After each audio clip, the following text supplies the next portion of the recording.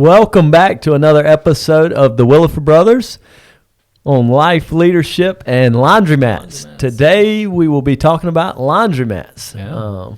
We are your hosts, Lee and Luke Williford, and we look Lee and Luke Williford. I might have got that backwards. That's okay. Leave it to your brother to correct you. It's my job, Luke.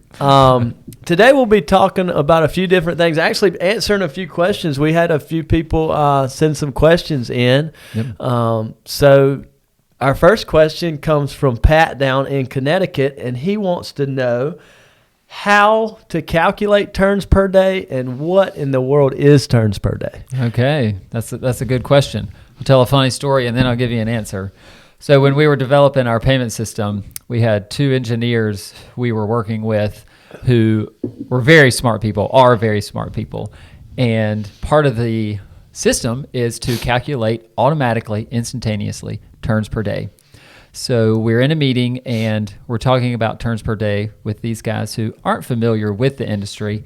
And it took about a half an hour and a whiteboard and markers for me to explain to them how we calculate turns per day. So hopefully it does not take that long. I did bring my marker board. No, I'm just kidding.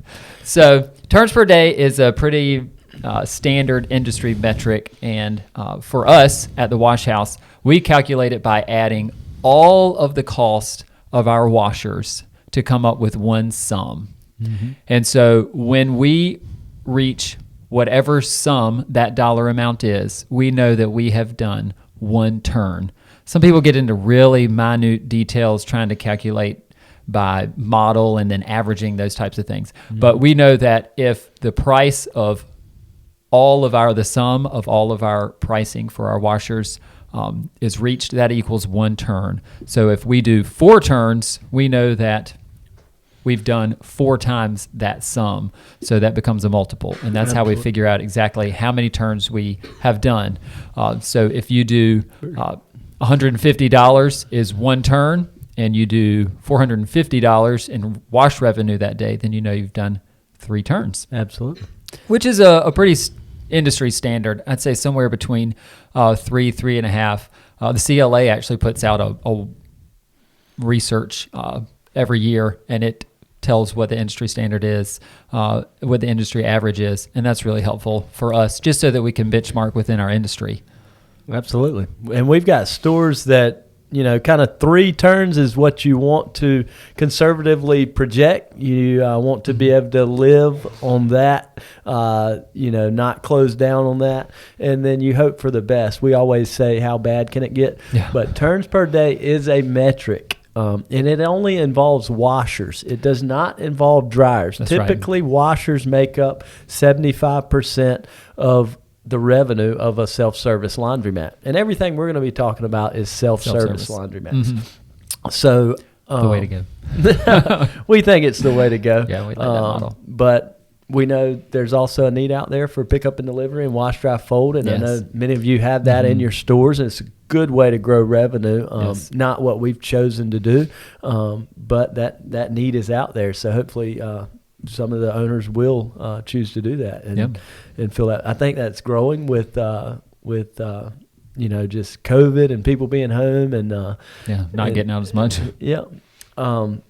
So turns per day, and so we calculate that on our system, but it just involves washers. To be clear, I've discussed this with many people, and it can be confusing. And you may be saying, "Well, I should know this, but I don't know what you were talking about turns per day." Yeah. But it's the washers that you have. Like Lee said, I always like to use this. If you have 40 washing machines and the average VIN price is $5, then one turn is $200. There you go. So 3 turns would be $600, 4 would be $800, and 5 would be $1,000 per day.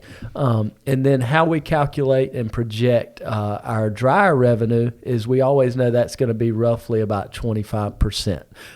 So if you were doing 4 turns in this example, you do $800 in wash revenue at a 4-turn store, and then 25% of that of $800 is $200. So $1,000. $1,000 would be your 4-turn revenue roughly. Yep.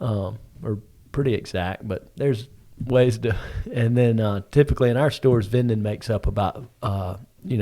4 to 5%. 4 to 5%. And that if you're doing 100% of self-service laundromat revenue, so roughly 75% comes from washers, roughly 20% comes from dryers or 70, and then the rest would come from your vending if you choose to do vending. For us, it's between 3 and 5%, so let's just say 4% for this example. But we hope, Pat, that helps you answer that question. So, Lee, I'll ask you kind of how he asked it. So how many machines? What should one turn be?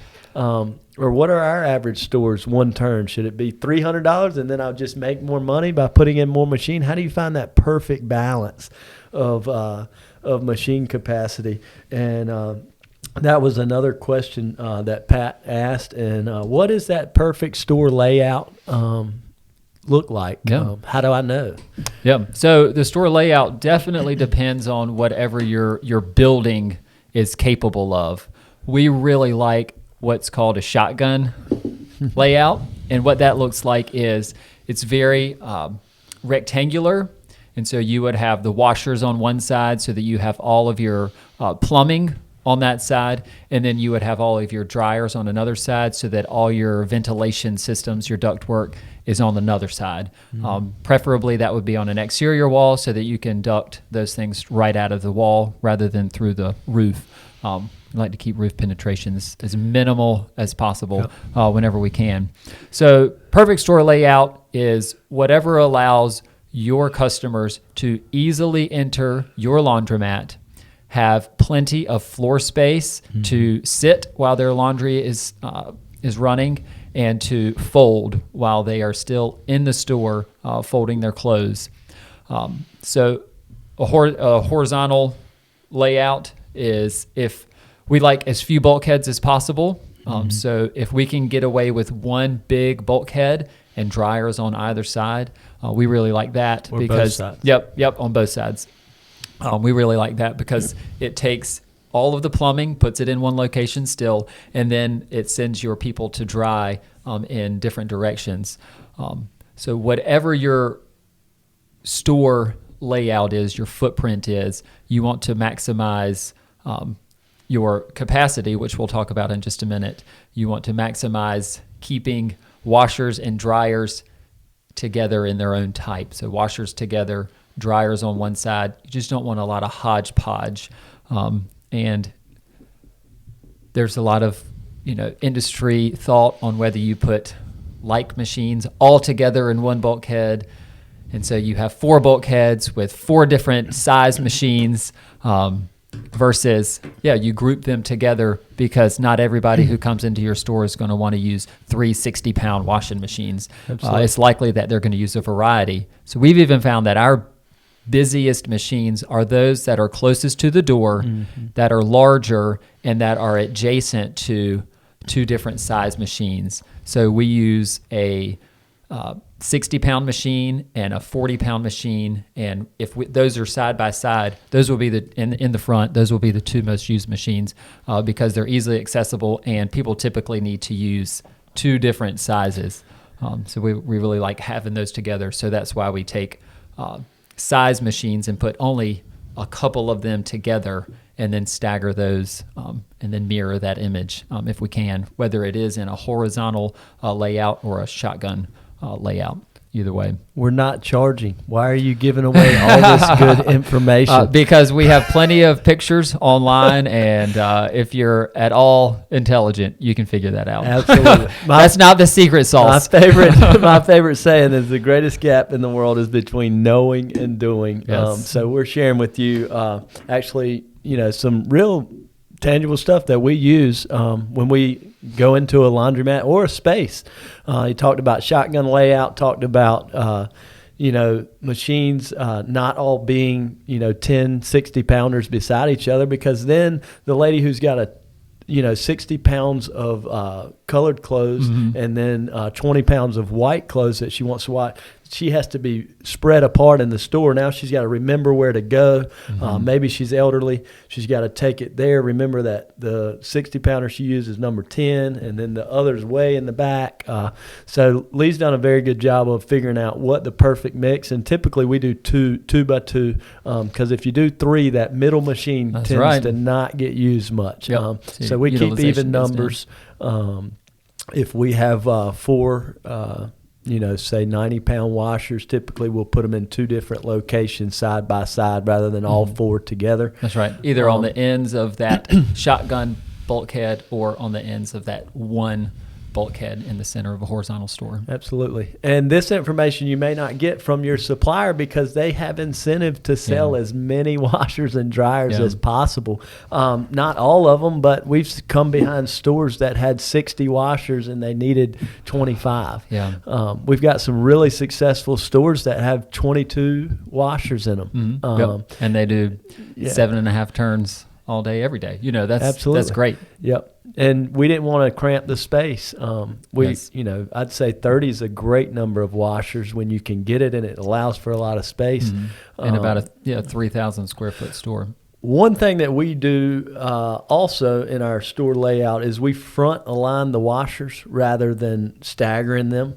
That would be harder to figure out from a picture rather than just the size. So the reason we front align them, we do all our own installations. I've got a team of guys. They're fantastic.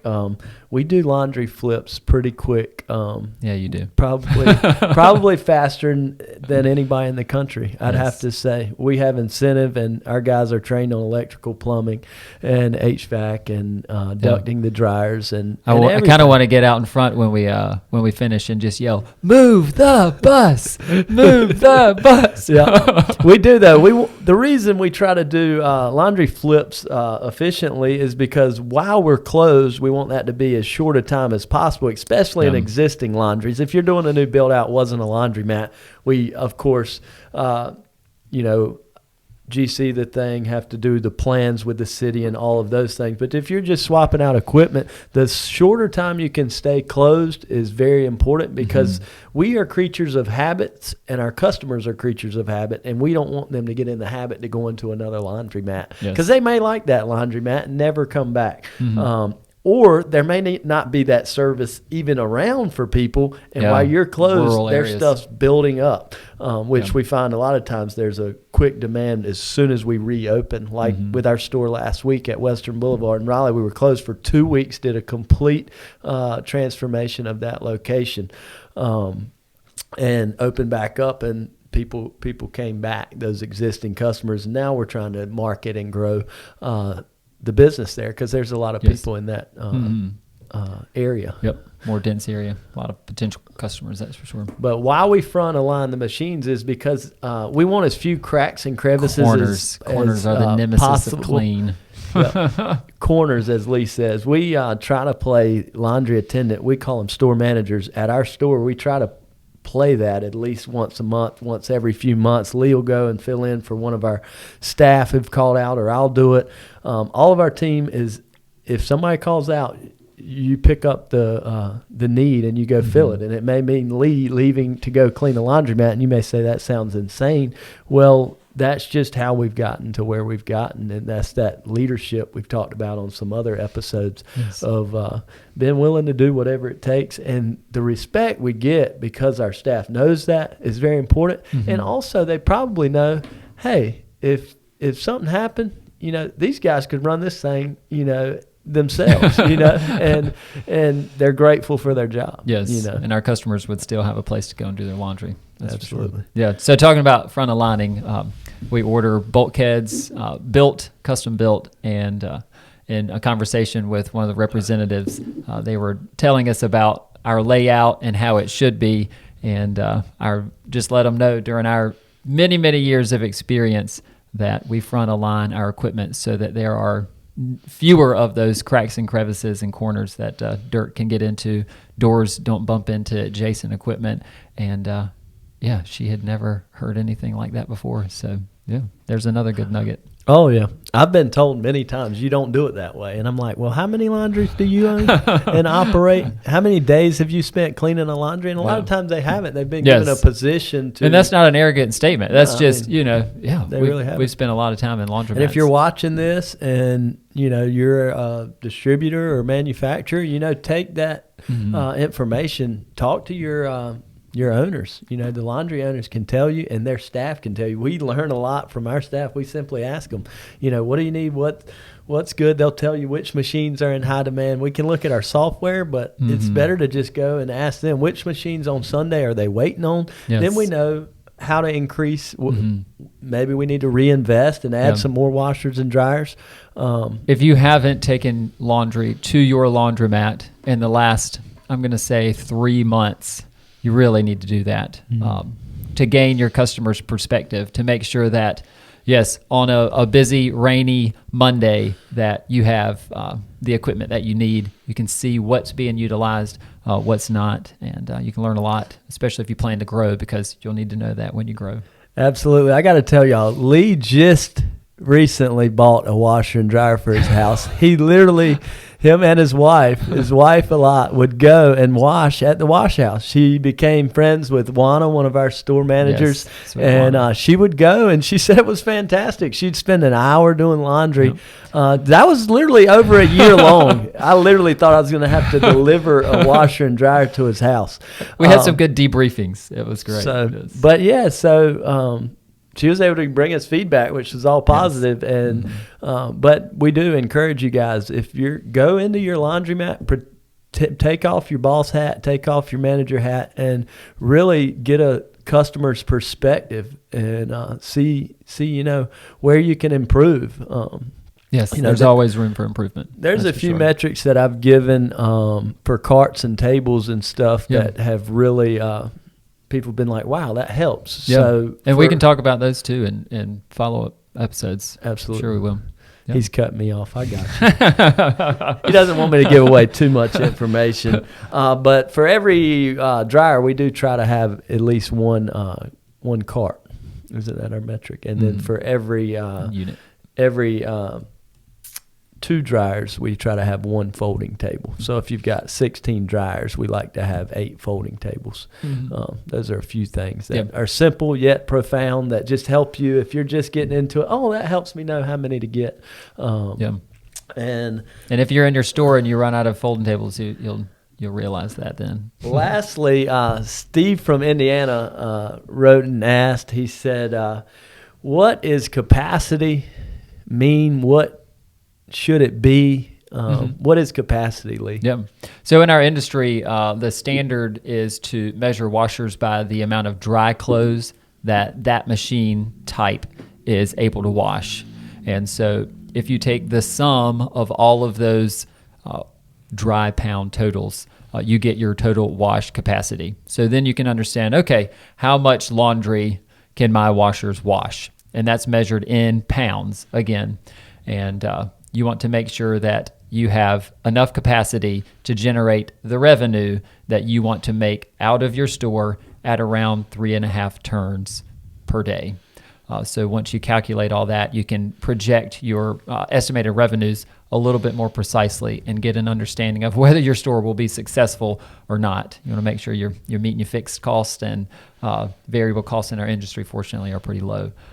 So capacity for your dryers is a little bit different. That is measured in wet clothes because, well, if you're putting dry clothes in a dryer, you got problems.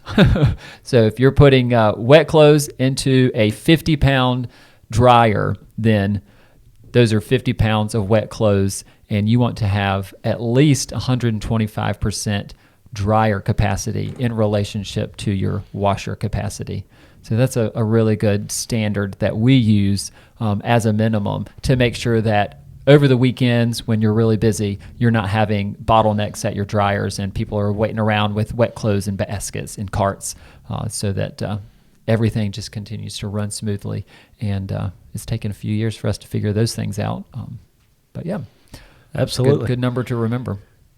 If that was kind of quick for you, I'm going to try to break it down in more of a number standpoint, like by capacity. Each machine has its own capacity. That's right. Each washer. Each washer and each So type. that's so the types for us that we use in our business model are 90-pound washers, 60-pound washers, 40-pound washers, 30-pound washers, 20-pound washers. So we just calculate the number, the sum of all of those, and typically most of our stores are around 1,000 pounds in wash capacity. Yep.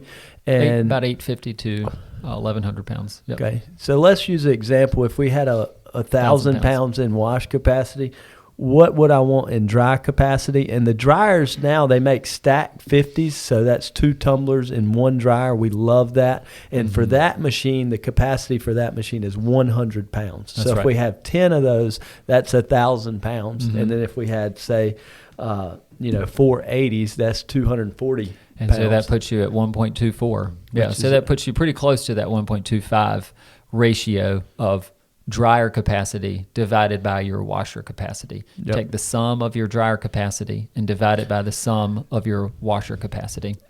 Like Lee said earlier, wet clothes weigh more than dry clothes, and that's the reason we want that a little bit more, 25% to 50% more dry capacity than wash capacity. The turnover rate, the amount of time it takes your customers to get in the door and then get out, the backup is going to happen at your dryers. On Sundays, when it's extremely busy, dryers is where the clog's going to happen. Yep. So, wow, that was good information. If you have any questions, send them in. You may be featured on our show. Yeah. And thanks to Pat and Steve for those questions. We hope we answered them. And, we look forward to our next episode. You guys follow, share, follow our YouTube, our social medias. Check us out on our brand new website, thewillifordbrothers.com. We look forward to hearing from you guys. We're doing this to serve you all and to really just share the word and have some fun with it. Yep. Sounds good. Any ideas, man? We're looking forward to hearing from you guys. Thanks for tuning along. We hope you now understand turns per day, capacity, and how to calculate those turns per day. Yep. Yep. Good stuff. Talk Another soon. one in the books. Let us know when you built your store. Send us some pictures. We want to see that layout. If you do front of line because of us, let us know. Hashtag the Williford Brothers. Hashtag the Williford Brothers. There you go. All right, guys. All right. Take care, and We'll see you we'll next see week. you on the next episode. All right.